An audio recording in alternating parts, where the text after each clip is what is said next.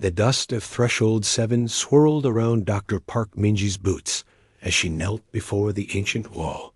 Her hands trembled slightly as she brushed away centuries of accumulated sediment. The symbols beneath glowed faintly, responding to her touch with a soft blue light that seemed impossibly alive for something so old. "How old did you say these ruins were?" her assistant asked through the communication device. Minji checked her scanner again, then shook her head in disbelief. The dating puts them at over 3 million years. Maybe more. This civilization died out before humans even existed on Earth. She continued working, carefully documenting each symbol. The translation software struggled with the dead language, offering fragments and pieces that made little sense. But as she photographed the final section of the wall, something clicked. The symbols rearranged themselves in her mind, forming words that sent a chill down her spine. "Beware the species that refuses to kneel. They who master both creation and destruction shall inherit the stars." Minji read it 3 times to be sure. Then she activated her emergency beacon. This was too important to wait for the regular supply ship. Earth needed to know about this immediately. Across the galaxy, in the gleaming halls of the Galactic Council Station, Ambassador Choi Hyun-woo stood before 17 different species. The chamber was enormous, designed to accommodate beings of vastly different sizes and environmental needs. Some breathed oxygen like humans. Others floated in tanks of methane gas or stood in fields of artificial gravity that bent light around them. "The human expansion must stop," declared Commander Thexus of the Vrakish. His reptilian features twisted into what Hyun-woo had learned to recognize as contempt. "Your species has claimed 12 systems in less than 50 years. This aggression cannot be tolerated." Hyun-woo kept his face calm, though anger burned beneath his diplomatic mask. "We have claimed uninhabited systems. Systems that no one else wanted or needed. We have not taken a single world that belonged to another species." "Not yet," hissed Thexus. "But your kind breeds fast and builds faster. Today it is 12 systems. Tomorrow it will be 100. You must be contained before you become a threat." "We are already a threat," someone said. The voice came from nowhere and everywhere at once. It echoed through the chamber with a quality that seemed to bypass their ears and speak directly to their minds. Every being in the room froze. The lights flickered, and then something materialized in the center of the chamber dot. It was crystalline, roughly humanoid in shape, but clearly not biological. Light moved through its body in patterns that hurt to watch directly. The being stood 3 meters tall, its surface reflecting and refracting the chamber's lights into impossible colors. "I am the eldest," it said. "I have witnessed 1,000 empires rise and fall. I have seen species reach for the stars and burn themselves to ashes in their own ambition." Thexus recovered first, his military training overriding his shock. "Who are you to intrude on council proceedings? This chamber is restricted to member species." The eldest turned its attention to the Vrakish commander. Thexus took an involuntary step backward. "I was old when your ancestors first crawled from their eggs. I was ancient when this galaxy was young. I speak now because I must. Because I have seen this pattern before." "What pattern?" Hyun-woo asked, finding his voice. "The pattern of a species that refuses to accept impossibility as an answer. Humans solve problems others consider unsolvable. You adapt where others would perish. You innovate where others would stagnate." The eldest moved closer to the council members. "And that terrifies every one of you." A murmur ran through the assembly. Several species began speaking at once, their translators creating a cacophony of denial and anger. The eldest raised one crystalline hand, and silence fell. "Do not challenge Earth's power. You have been warned once. There will be no second warning." Then, as suddenly as it had appeared, the eldest vanished. The chamber erupted into chaos.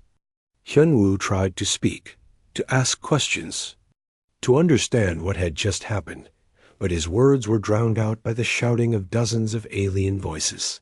He watched as Thexus gathered a group of like-minded commanders in a corner of the chamber. They spoke in hushed tones, their body language making their intentions clear, even across species barriers. They were planning something. Something dangerous. Back on Threshold 7, Minji had finished her initial survey of the ruins. She sat in her temporary shelter, reviewing her findings and waiting for the emergency transport. The more she studied the ancient text, the more disturbed she became. The prophecy was not just a warning. It was a test. The ancient civilization had left markers like this across multiple worlds, testing future species to see if they could understand the message. But what did it mean? Who were they supposed to beware of? And why did the text specifically mention creation and destruction together, as if they were two sides of the same coin? Her thoughts were interrupted by the arrival of Captain Lee Dae-ho. His ship, the Indomitable, had been the closest military vessel when her emergency beacon activated. Lee Dae-ho was young for a captain, barely 40, but he had earned his position through merit and bravery during the colonial expansion. Dr. Park, he greeted her formally. I understand you found something significant. She showed him the translation, watched as he read it carefully.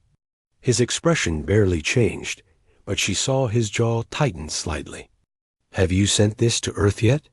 Yes, but I wanted someone else to see it first.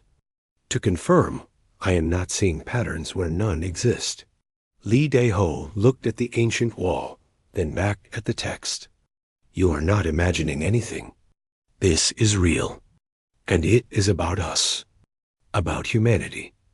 How can you be sure? Because we refuse to kneel. It is not arrogance, Dr. Park. It is in our nature. When faced with an impossible problem, we do not accept defeat. We find another way. Sometimes that makes us brilliant. Sometimes it makes us dangerous. He paused.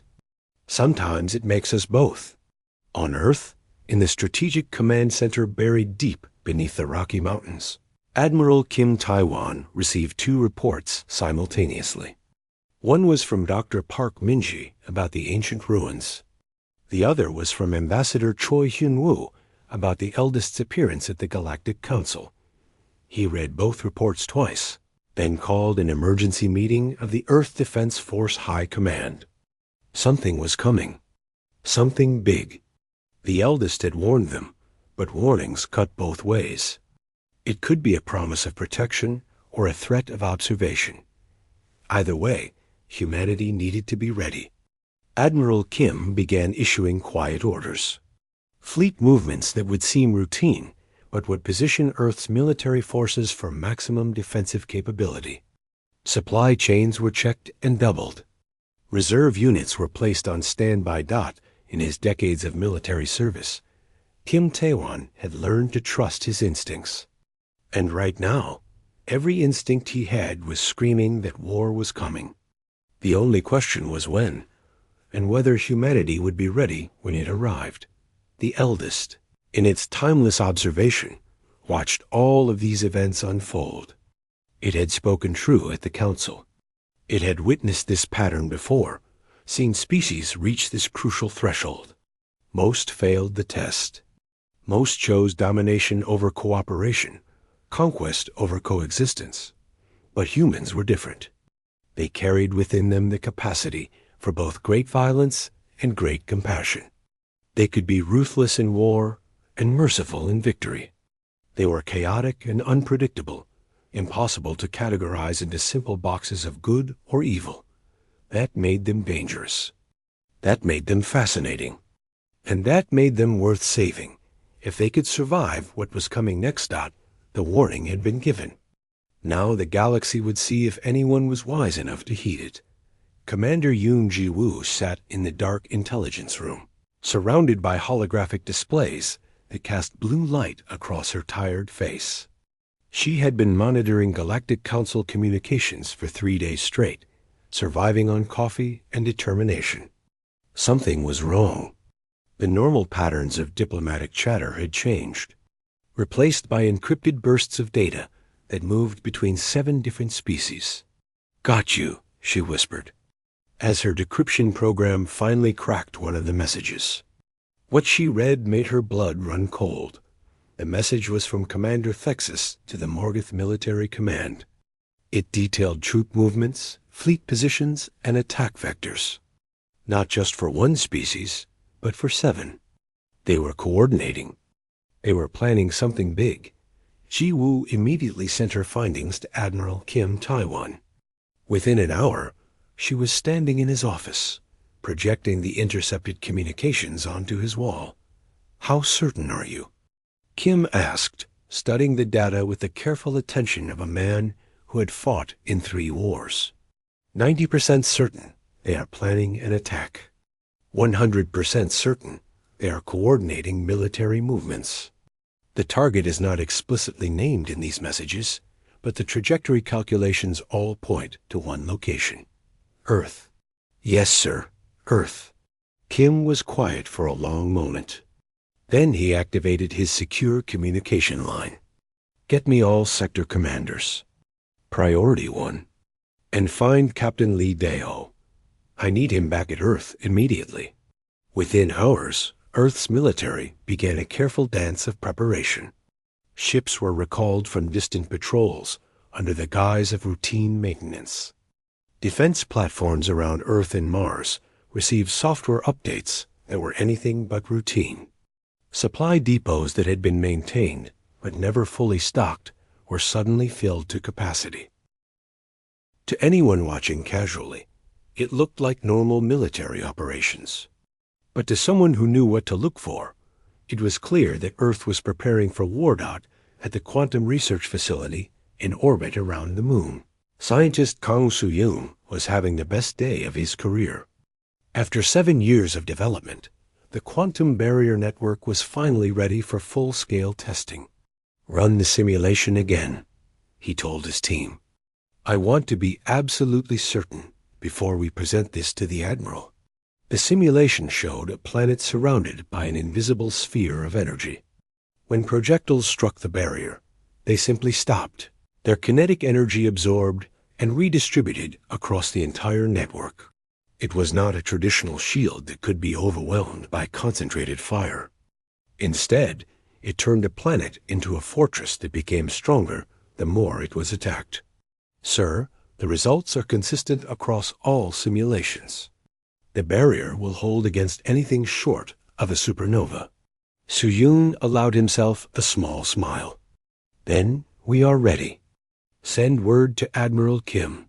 Tell him his planetary shield is operational." Halfway across the galaxy, Captain Lee Daeho received his recall orders while investigating another set of ancient ruins. The eldest had appeared to him 3 times since the incident at the Galactic Council, each time sharing visions that Lee Daeho struggled to understand fully. "Why show me these things?" Lee Daeho asked during the latest visitation. They stood together in the Indomitable's observation deck, watching stars streak past as the ship traveled through hyperspace. "Because you will need to understand what comes next," the eldest replied. "Its crystalline form reflecting the starlight in mesmerizing patterns.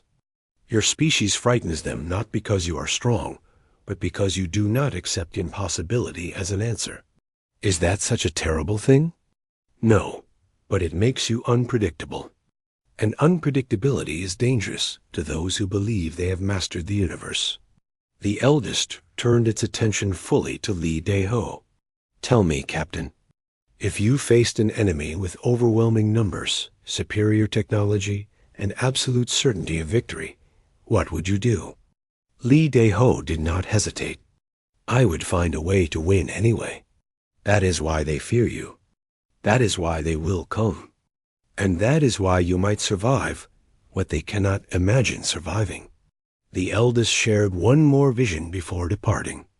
Lee Daeho saw Earth surrounded by thousands of ships, saw fire raining from the sky, saw humans fighting with desperate courage against impossible odds. But he also saw something else. He saw humanity refusing to break, refusing to surrender, finding ways to turn their enemies' strengths into weaknesses. When the vision ended, Lee Daeho immediately ordered his ship to maximum speed toward Earth. If the eldest was showing him this, it meant the attack was imminent. In the secret war room beneath Geneva, Admiral Kim Taiwan gathered his top commanders for a briefing.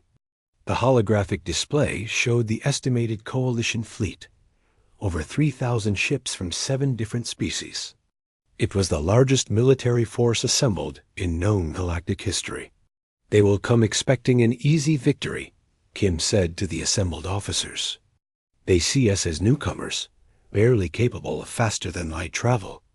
They think our weapons are primitive and our tactics predictable." "Are they wrong, sir?" asked one of the younger commanders. Kim smiled grimly. "They are very wrong. Commander Yoon, show them." Ji Woo activated a different set of projections. These showed Earth's actual defensive capabilities, most of which had been kept secret from the galactic community. Automated drone networks that could operate without human control. Railguns that could accelerate projectiles to relativistic speeds. Orbital platforms equipped with weapons that bent the laws of physics in uncomfortable ways. "We have spent 50 years preparing for the possibility that the galaxy would not welcome us peacefully," Kim explained. "Every colony ship we sent out carried not just civilians, but military engineers. Every trade mission included intelligence officers. We learned everything we could about galactic military doctrine, and then we built weapons specifically designed to counter it." "When do we expect them to attack?" another commander asked. "Within the week, according to Commander Yoon's analysis. They are gathering at a staging point in the Outer Rim. Once their fleet is fully assembled, they will make the jump to Earth." The meeting continued for hours, detailing defensive positions and contingency plans. But what struck everyone in the room was Admiral Kim's calm confidence. He was not approaching this as a desperate last stand. He was approaching it as a calculated military operation with a specific objective: make the coalition regret ever threatening Earth. On the Vrakish flagship Dominator, Commander Thexus reviewed his battle plans with satisfaction. The coalition fleet was nearly complete. 7 species, 3,000 ships, enough firepower to reduce a planet to molten slag, and all aimed at one target: Earth. "The humans will surrender when they see our fleet," his second-in-command said confidently. "No species would be foolish enough to fight against such overwhelming force." Thexus was not so certain. He had been present when the eldest delivered its warning. He had seen something in the ancient being's manner that troubled him. But the other coalition members had dismissed the warning as the senile ramblings of a creature that had lived too long. Perhaps they were right. Perhaps the eldest was simply old and confused. Perhaps humans were just another young species that needed to learn its place in the galactic order. But as Thexus gave the order to begin the final jump calculations, he could not shake the feeling that they were making a terrible mistake. He pushed the doubt aside. 3,000 ships against 1 planet. The mathematics were simple. Victory was certain. In orbit above Earth, the eldest observed all of this with ancient patience. It had delivered its warning. It had tried to prevent the coming bloodshed. But some lessons could only be learned through experience, no matter how painful that experience might be. The crystalline being watched as both sides prepared for war. Watched as humans readied defenses that would shock the galaxy. Watched as the coalition fleet plotted their jump coordinates with arrogant confidence. Soon, very soon, the galaxy would learn why the eldest had delivered its warning. Soon, everyone would understand what it meant when humanity refused to kneel. The storm was gathering. And when it broke, the galaxy would never be the same again. The coalition fleet emerged from hyperspace at the edge of Earth's solar system like a swarm of locusts, blotting out the stars. 3,000 warships of varying sizes and designs. representing 7 different species united by a common goal: force humanity into submission. On the bridge of the Indomitable, Captain Lee Deo watched the sensor displays with steady calm. The numbers were staggering. The Coalition outgunned Earth's defensive fleet by nearly 10 to 1. Any conventional military analysis would call this an unwinnable battle. Lee Deo smiled. "All ships, battle stations," he ordered. "Activate the drone network. Charge all weapons. And send a message to the civilian shelters. Stay calm, stay safe. We will protect our home." Commander Thexus stood on the bridge of the Dominator, feeling satisfaction wash over him as he surveyed his fleet's positions. Perfect formation. Perfect timing. The humans had only 200 ships gathered to defend Earth, scattered across orbital positions that seemed almost randomly chosen. "Open a channel to Earth," Thexus commanded. "Let us give them a chance to surrender before we destroy them." The communication activated.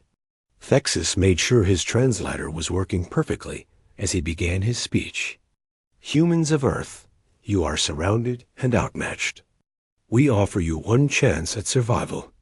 Surrender your military forces. Submit to galactic authority. You have 1 hour to comply, or we will reduce your planet to ash." The response came not from a politician or diplomat, but from Captain Lee Deo himself. "Commander Thexus, on behalf of humanity and Earth, I have one word for you: no." Thexus felt anger flare in his chest. "You fool. You cannot win this battle. We had 3,000 ships to your 200. Then you should have brought more," Lee Deo replied, and closed the channel. For a moment, Thexus could not believe what he had just heard. Then he gave the order he had been preparing to give all along. "All ships, attack formation.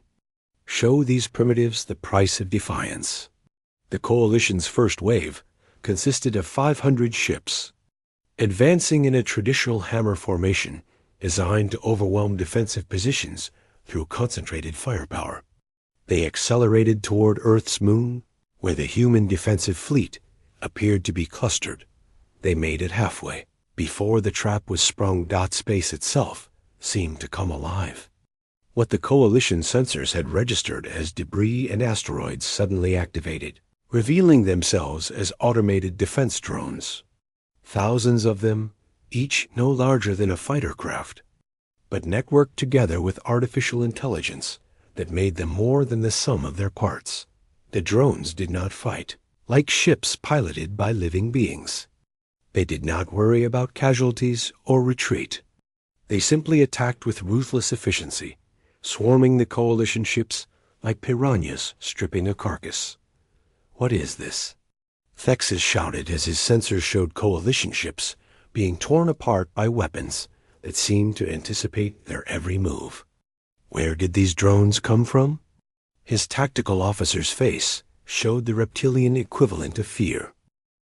"Sir, they are not attacking randomly. They are learning.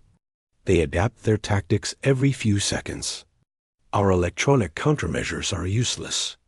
On Earth's orbital defense platform, Engineer Osulji monitored her systems with fierce concentration. She had designed the drone network, spent years programming the AI that controlled it. Now she watched as her creation exceeded even her own expectations. "Target priority shift," she commanded, adjusting the network's parameters. "Focus fire on their command ships. Let us cut off the head of this snake." The drones responded instantly, redirecting their swarm toward the larger Coalition vessels that were coordinating the attack. Within minutes, 3 Coalition command ships went dark, their systems overloaded by precisely targeted electromagnetic pulses in space. Lieutenant Bei Jinho led his fighter squadron through the chaos of battle with the kind of flying that would have been considered suicidal by any military doctrine. He dove through debris fields at impossible speeds, used destroyed ships as cover, and attacked from angles that should not have existed. "Jinho, You have 3 Vrakish fighters on your tail, his wingman warned. Only 3? I am insulted, Gino replied, throwing his fighter into a spin that would have killed most pilots through G-force alone. His ship's inertial dampeners screamed in protest, but held. He came out of the spin with his weapons locked on all 3 pursuing fighters, destroying them in a single coordinated burst dot. This was what human pilots did. They did not just fly their ships.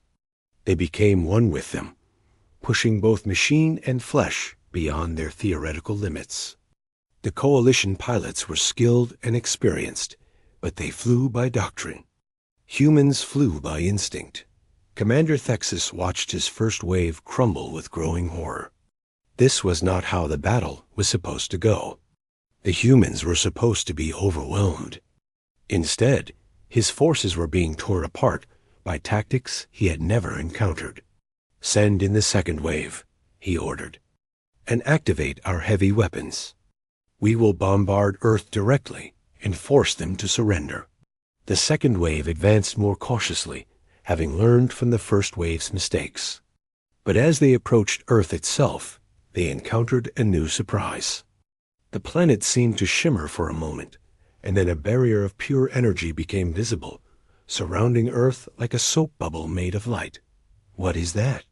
Thexus demanded. His science officer ran scans, then reported with disbelief in his voice.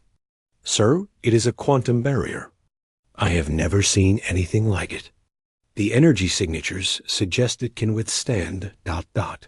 He paused, recalculating. "Sir, it can withstand anything we can throw at it. The more we attack it, the stronger it becomes." Scientist Kang Soo-yoon watched from the Lunar Control Center as the Coalition fleet tested his barrier with increasingly powerful weapons. Each attack was absorbed, the energy redistributed across the entire network. He had been right. The barrier was holding. "Sir, should we modulate the frequency to send a message?" His assistant asked with a grin. Soo-yoon smiled. "Why not? We might as well have some fun." The barrier flickered, and suddenly across every Coalition ship's communication system, a simple message appeared. "Nice try." "Want to try again?" Captain Lee Daeho used the confusion caused by the barrier to launch a counterattack. His fleet, which had seemed randomly positioned, suddenly revealed itself to be perfectly placed for a coordinated strike. They had not been defending Earth. They had been waiting to attack. "All ships, execute pattern Delta 7, Lee Daeho commanded. The human fleet moved as one, performing synchronized jumps that placed them behind and above the Coalition forces. Then they opened fire with weapons that made the Coalition's military analysts cry out in shock. The railguns were not normal railguns. Human engineers had deliberately overdesigned them, creating weapons that could accelerate projectiles to such speeds that they punched through energy shields like they were paper. A single shot from a human dreadnought went through 3 Coalition ships before finally expending its kinetic energy. "This is impossible," Thexus whispered as he watched his fleet's casualties mount. Their technology level should not allow for this. But he was thinking about it wrong. Human technology was not more advanced. It was just different. Where other species sought efficiency and elegance, humans built things that were deliberately excessive. Where others optimized for cost, humans optimized for effectiveness regardless of expense. A Coalition dreadnought broke through the defensive lines, targeting Earth's surface with weapons designed to crack continental plates. But before it could fire, the planet itself responded. Launch platforms hidden across Earth's surface activated, sending kinetic bombardment straight up. The dreadnought was hit by dozens of projectiles moving at orbital speeds, each one carrying the force of a tactical nuclear weapon. The ship broke apart, raining debris that burned up harmlessly in Earth's atmosphere. Lieutenant Beijino rallied his squadron for another pass. They were outnumbered, outgunned, and had been fighting for hours without rest. But not a single human pilot had retreated. Not one had considered surrendering. "Target those troop carriers," Gino ordered. "If we let them land, the battle gets a lot more complicated." His squadron dove toward a group of coalition ships designed to carry ground forces. The fighters weaved through defensive fire with the kind of precision that came from months of training in conditions that most species would consider torture. Human pilots learned to fly in storms, in zero visibility, in conditions where their instruments were unreliable. It made them unpredictable. It made them deadly. The eldest watched from its position above the battlefield, ancient and eternal. It had seen this pattern before, but never quite like this. Humans fought with a desperation that bordered on madness, but also with a coordination that showed clear strategic thinking. They were not just defending their home. They were sending a message as the battle continued. Coalition casualties mounted into the hundreds, then the thousands. Ships that had entered the solar system with confidence were now trying to retreat, only to find that human forces had carefully positioned themselves to cut off escape routes. Commander Thexus finally understood. This had never been a defensive battle.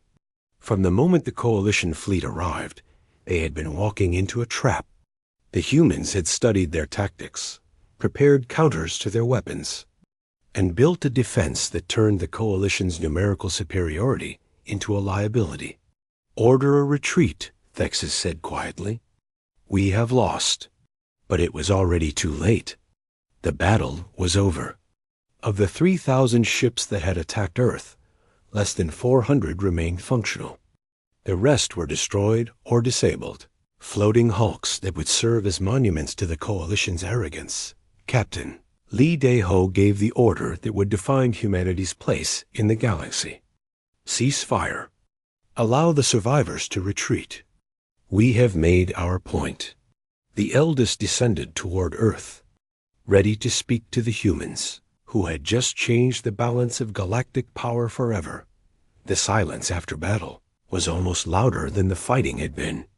Space around Earth was filled with debris, disabled ships, and the scattered remnants of what had once been the largest military fleet in galactic history.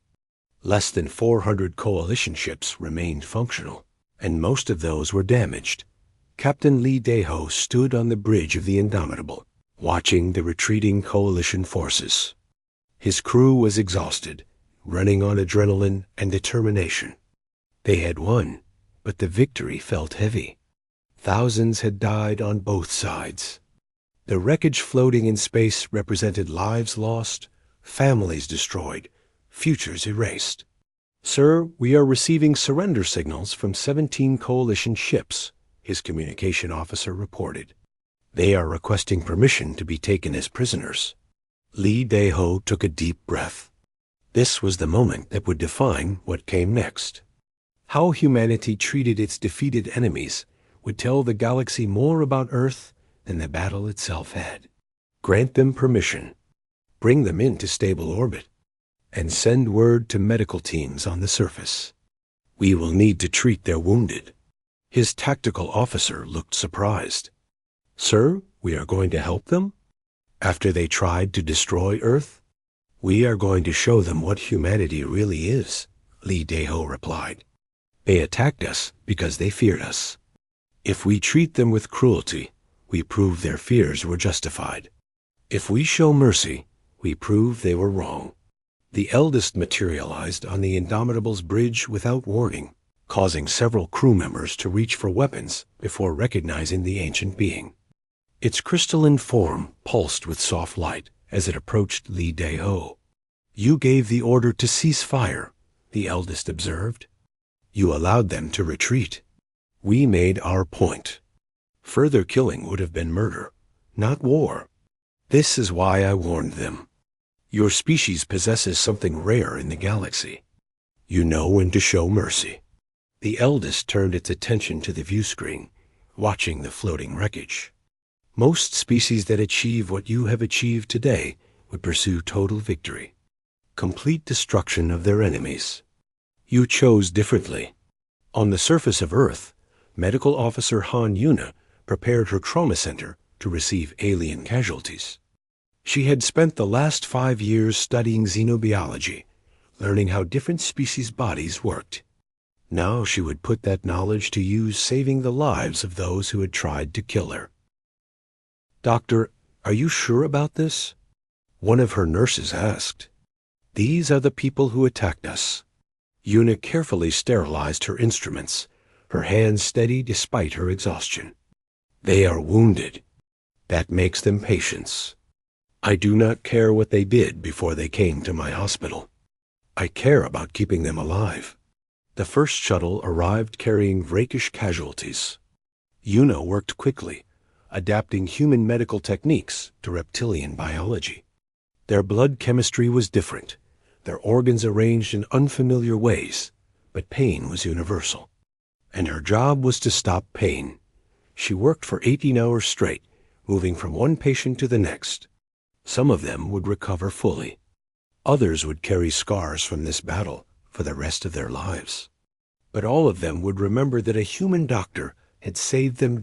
In the prisoner holding area, Ambassador Choi Hyun-woo prepared to meet with Commander Thexus. The Vrakish commander had been captured when his ship was disabled, and now sat in a cell that was comfortable but secure. Hyun-woo entered the room and sat across from Thexus without speaking immediately.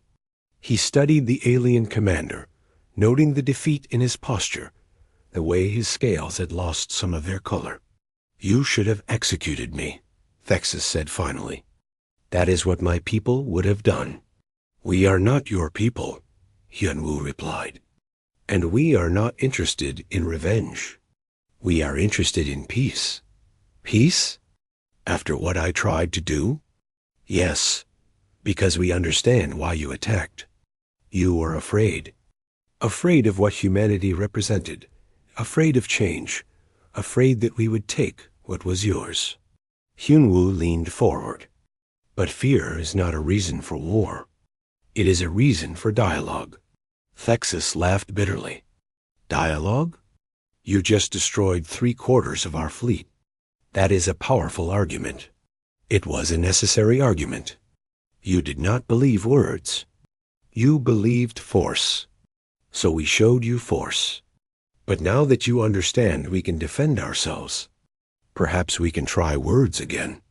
Over the next several days, Hyun-woo conducted similar conversations with representatives from all 7 coalition species. Some were defiant, clinging to their belief that humanity was dangerous. Others were thoughtful, beginning to question the assumptions that had led them to war. The eldest observed these meetings with interest. It appeared before Hyun-woo one evening as the ambassador was reviewing diplomatic proposals. "You handle this well," the eldest said. "But you understand that some will never forgive this defeat. Some will seek revenge." "I know," Hyun-woo replied. "But if we can convince even a few that cooperation is better than conflict, we will have achieved something important. Tell me, Ambassador, what will you do when the Galactic Council reconvenes?" "They will want explanations. They will want to know how a young species defeated their finest military forces." Hyun-woo smiled grimly. "I will tell them the truth. We did not seek this war. We did not want to prove our strength. But when threatened, we defended ourselves. And we will continue to defend ourselves if necessary." The eldest shared something then, a piece of ancient wisdom. Every species that has achieved what yours has achieved faced a choice: domination or cooperation. Most chose domination. They believed their military victory gave them the right to rule. They are now dust and memory. And humanity? That remains to be seen. You have shown you can win wars. Now you must prove you can win the peace. Captain Lee Dae-ho visited the medical center where alien casualties were being treated. He walked through the wards, seeing Dr. Han Yuna and her team working tirelessly to save lives that hours ago had been trying to end theirs. One Vrakish soldier, young and frightened, grabbed his arm as he passed. "Why?" the soldier asked through a translator. "Why help us?" Lee Dae-ho knelt beside the bed. Because you are alive, and all life is precious, even the life of an enemy. The soldier stared at him for a long moment, then released his arm. We were told you were monsters, that you would torture prisoners and destroy worlds without mercy. Someone lied to you, Lee Dae-ho said simply. We are not monsters. We are just people who refuse to surrender what is ours. News of Earth's victory spread across the galaxy within days. The story of how a single planet defended itself against a fleet of 3,000 ships became legend. But more than the military victory, what shocked the galactic community was what came after. The mercy shown to prisoners, the medical care provided to the wounded, the offers of peace extended to defeated enemies. Species that had remained neutral during the conflict began reaching out to Earth, requesting diplomatic meetings. Some wanted trade agreements. Others wanted defensive pacts. All wanted to understand this strange species that could be both terrifyingly effective in war and surprisingly compassionate in victory. 6 weeks after the battle, Ambassador Choi Hyun-woo stood before the Galactic Council again. The chamber was full, every species sending representatives to hear what Earth would say. We did not seek this war, Hyun-woo began. We offered friendship. We offered cooperation. Instead, we were met with suspicion and violence. So we defended ourselves. He activated a holographic display showing the battle, the casualties, the destruction. This is the price of arrogance. The price of assuming that a young species is a weak species. The price of choosing war over dialogue. But, he continued, his voice softening, this does not have to define our future. Earth extends an offer to all species, including those who attacked us. Join us in building a new galactic order. One based on mutual respect and cooperation. One where disputes are settled through negotiation, not warfare. Commander Thexus, present as a representative of the defeated coalition, stood slowly. Ambassador Choi speaks truth. We attacked Earth because we feared them. We believed strength came from the size of our fleets. We were wrong. True strength comes from wisdom, from knowing when to fight and when to seek peace. He paused, the admission clearly difficult. Earth has shown both. The eldest appeared then, materializing in the center of the chamber as it had done once before. But this time, its message was different. I told you not to challenge Earth's power. You did not listen. Now you know why I gave that warning. The ancient being's voice resonated through every being present. But know this as well. Humanity passed a test today, not because they won a battle, but because they chose mercy when they could have chosen vengeance. The eldest turned its crystalline form toward Hyun-woo. This species will shape the galaxy's future. The only question is whether you will shape it with them or be swept aside by it. Then it vanished, leaving the council in stunned silence. Hyun-woo waited, letting the words sink in. Then he spoke again. Earth proposes the Threshold Accords, a mutual defense pact, a technology sharing agreement, a framework for peaceful cooperation. The door is open. Who will walk through it? 6 months after the battle that changed everything, the Galactic Council chambers looked different. The seating had been rearranged to reflect new political realities.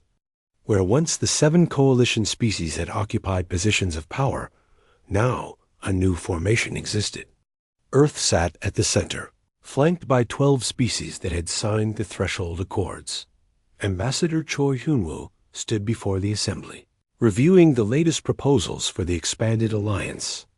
It still amazed him how quickly things had changed. The species that had attacked Earth were now some of the strongest advocates for cooperation. Fear, it seemed, was a powerful teacher. The newest applicant for the Threshold Accords is the Morgoth Collective, Hyun-woo announced. They offer advanced medical technology in exchange for access to our defensive network. A murmur ran through the chamber. The Morgoth had been part of the original coalition, one of the most aggressive voices calling for humanity's containment. Their application represented a significant shift in galactic politics. "I support their application," Commander Thexus said, rising from his seat. The Vrakish commander had become an unlikely ally, using his military reputation to advocate for peace. The Morgoth have shown genuine commitment to the principles of the Accords. They deserve a chance to prove themselves. The vote passed easily. 13 species now formally allied with Earth, with 6 more in preliminary negotiations. The galaxy was reorganizing itself around a new power structure, one built on cooperation rather than coercion. On the planet Threshold 7, Dr. Park Minji continued her excavation of the ancient ruins. The eldest visited her regularly now, helping translate texts that had been mysteries for millions of years. Today they stood before a wall that showed the rise and fall of countless civilizations. Every species that achieved what humans have achieved faced a choice, the eldest explained, gesturing at the carvings. Domination or cooperation. See here? This species chose domination. They lasted 3,000 years before internal rebellion destroyed them. And here? This one also chose domination. They lasted barely 500 years before their conquered subjects rose up. And the ones who chose cooperation? Minji asked. The eldest pointed to a different section of the wall. Fewer in number, but longer lasting. See this one? They built an alliance that lasted 20,000 years. They fell not to war, but to a natural disaster they could not predict or prevent. What made them choose differently? They understood something fundamental. Power without wisdom leads to ruin. Strength without compassion creates enemies. These civilizations learned that the greatest victories are not won on battlefields, but in hearts and minds. Minji studied the carvings carefully. And you think humanity can follow their path? I think humanity has already started. The question is whether they will stay on it. At the Earth Defense Academy, Captain Lee Daeho stood before a classroom of cadets. But these were not human cadets. Half of them were aliens from species that had signed the Threshold Accords. They wore Earth military uniforms, learned human tactics, and trained alongside human soldiers. War, Lee Daeho began his lecture, is not about having the biggest weapons or the most ships. War is about understanding your opponent better than they understand themselves. It is about adapting faster, thinking differently, refusing to accept that any situation is hopeless. A young Vrakish cadet raised his hand. Captain, how did you know the coalition fleet would attack in hammer formation? Lee Daeho smiled. Because I studied your military doctrine. I read every battle report I could find. I learned that Vrakish commanders are taught to value discipline and formation above all else. So I built a defense that turned your greatest strength into your greatest weakness. That seems unfair, another cadet said. War is not fair. War is about survival. But here is what I want you to understand. The goal is not to become better at killing. The goal is to become so good at defending that nobody wants to attack you in the first place. Do you know why the Threshold Accords work? The cadets shook their heads. Because we made war too expensive. We showed that attacking Earth costs more than cooperating with Earth. That is the real victory. Not the battle we won, but the battles we will never have to fight because everyone learned the lesson. Lieutenant Bei Juno, now an instructor, stood at the back of the classroom. He had survived the battle with only minor injuries, though his fighter had been destroyed 3 times. Each time he had escaped, requisitioned a new ship, and returned to the fight. Now he trained others, teaching them that skill mattered more than firepower. After the lecture, Jinho approached Lee Daeho. Sir, do you ever wonder if we were right? To show mercy, I mean. Some of those ships we let escape could come back to fight us again. Li Dai-ho considered the question carefully. Yes, they could. But if we had destroyed them all, we would have created martyrs. We would have given the galaxy a reason to unite against us. Instead, we gave them a reason to unite with us. At the Quantum Research Facility, scientist Kang Soo-yoon worked on improvements to the barrier network. The battle had proven the system worked, but it could be better. More efficient. More adaptable. "Sir, we have a visitor," his assistant announced. The eldest materialized in the laboratory, its crystalline form reflecting the equipment's lights in dazzling patterns. Soo-yoon had grown somewhat used to the ancient being's sudden appearances, though they still startled him. "Your barrier is impressive," the eldest said. "But you know, it is not invincible." "Nothing is invincible," Soo-yoon replied. "But it does not need to be. It just needs to be strong enough to make people think twice about attacking." A wise perspective. "Tell me, Scientist Kang, what will you do when other species develop similar technology? When the advantage you gained is no longer an advantage?" Soo-yoon smiled. "Then we will develop something new. That is what humans do. We innovate. We adapt. We never stop improving. And if your innovations are used for conquest, for domination, then we will have failed the test you mentioned. But I do not think we will fail. We have seen what cooperation can achieve. We have no interest in going back to the old ways." Medical Officer Han Yuna received a commendation for her work treating coalition casualties. She accepted it with mixed feelings.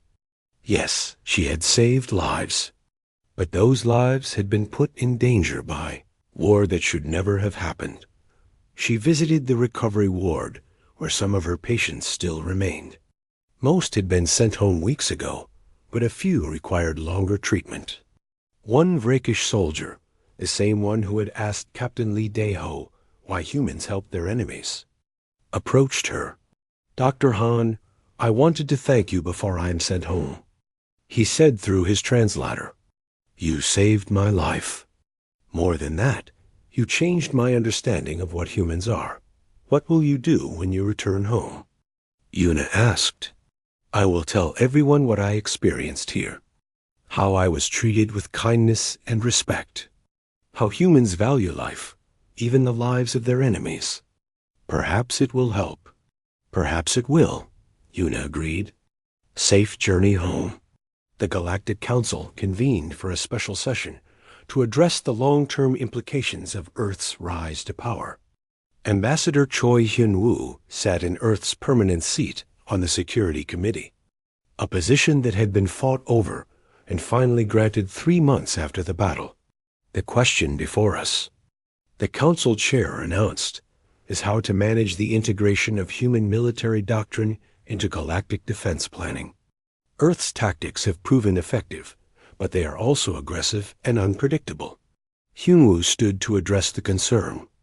"Our tactics are defensive in nature. We do not seek to conquer. We seek to protect. There is a difference. But your weapons could be used offensively," a council member pointed out. "Any weapon can be used offensively. The question is not what we could do, but what we choose to do. And we choose cooperation." The eldest appeared then, as it often did during critical moments. The ancient being had become something of a regular presence at council sessions, offering perspective from millions of years of observation. "You debate the wrong question," the eldest said. "The question is not whether humans will use their power wisely. The question is whether you will help them use it wisely. Power in isolation breeds paranoia. Power in community breeds stability." A long silence followed. Then Commander Thexus spoke. "The eldest speaks truth. We made the mistake of isolating Earth, of treating them as a threat. That isolation nearly led to catastrophe. If we had welcomed them, shared knowledge with them, perhaps the war would never have happened." "Perhaps," the eldest agreed. "But the war did happen. Now you must decide what comes next." The council voted to establish a joint military training program, combining human tactical innovation with alien strategic thinking. It was a compromise, but it was also a beginning. Captain Lee Dae-ho stood on the observation deck of the Indomitable, watching Earth spin slowly below. The planet showed no visible scars from the battle. The debris had been cleared, the damaged orbital platforms rebuilt. To someone who did not know what had happened, it would look peaceful. The eldest joined him, standing silently for a moment before speaking. "What comes next, Captain? What will humanity do with the position it has earned?" "We will do what we have always done," Lee Dae-ho replied. "We will explore. We will learn. We will build. And if we are threatened, we will defend. And if you are not threatened, if the galaxy offers only cooperation and peace, then we will accept it gratefully and work to maintain it." The eldest's crystalline form pulsed with what might have been approval. "That is the right answer. That is why your species passed the test.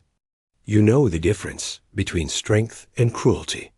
You understand that true power comes not from the ability to destroy, but from the wisdom to build." A new signal appeared on the long-range sensors. Something from beyond known space, moving toward the galaxy with purpose. Lee Dae-ho studied the readings, already beginning to calculate potential responses. "What is that?" he asked. "That," the eldest replied, "is the next challenge. The galaxy is larger than you know. There are threats beyond the borders of known space. Threats that care nothing for your threshold accords or your alliances." Lee Dae-ho felt a familiar excitement building. A new challenge. A new problem to solve. Then we will face it together. Earth and its allies. Together, the eldest agreed. That is why you will succeed where so many others failed. You understand that no species can stand alone. That cooperation is not weakness, but strength. The eldest began to fade, its task complete. But before it disappeared entirely, it offered one final observation. "I warned the galaxy not to challenge Earth's power. They learned that lesson. Now the galaxy must learn a greater lesson. That Earth's greatest power was never its weapons. It was its willingness to extend mercy, to offer friendship, to choose cooperation over domination." "The galaxy has been warned," the eldest concluded. "Now comes the harder part. Living up to the promise of what you could become." Captain Lee Dae-ho watched the ancient being disappear, then turned his attention back to the unknown signal. Whatever came next, humanity would face it not alone, but with allies. With friends. With a galaxy that had learned that cooperation was stronger than conflict. The warning had been given. The lesson had been learned. Now came the future, uncertain but full of possibility.